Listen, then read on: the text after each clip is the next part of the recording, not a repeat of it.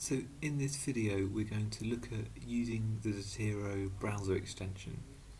So the first thing is when you're adding references in this way, you need to have the software Zotero open, and it's very important that you have it open within the folder that you want to save the references to. So here I've got this test 2017 folder open. So now if I go to my browser, I've been looking at an architecture kind of resource, and I found a journal article here. So the connector sits in the top corner there, and it's saying save to Zotero. So it's got a white paper on, which means it's an article. So if I press that, I get this little thing in the bottom corner. It's saving the reference into my folder there. So and if I go to a different source, like here I'm on Amazon, it's shown up a little book icon. So again, I can click that and it will save it through. For example, here I'm on the TED Talks website, and it's showing a little video, a kind of icon, so that's recognizing it as a film or a video, and it's saving it for me. If I go to a news website, I get like a little a newspaper icon. So you'll see different icons as you go onto different web pages.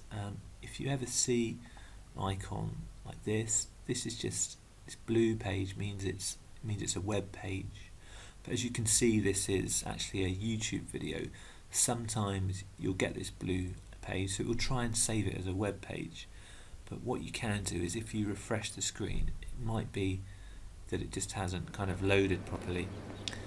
And there, I've refreshed it, and it's now showing the film icon to save it to as a film.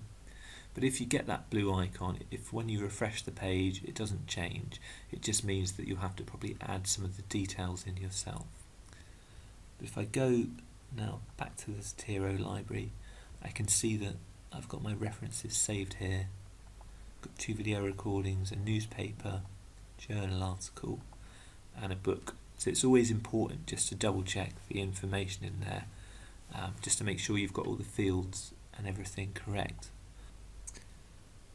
So with this website, it's just bringing up this blue page icon, which is suggesting it's a website, but it also means the likelihood is it hasn't found all of the data required to make a proper reference. If I click on that and save it, when I go to have a look at it in Zotero, so the important thing is, when you're using software like this, is that you have all of the fields required to make the reference. So in the UCA Harvard style, it says we need a title, which we've got, an author, which we don't have, so we can put that in. We also need the date that it was produced, which it hasn't found, so I'll put in 2017. We need the URL and the date accessed. So it's always important when you save records into your library just to double check that you've got all of the required information to make a reference.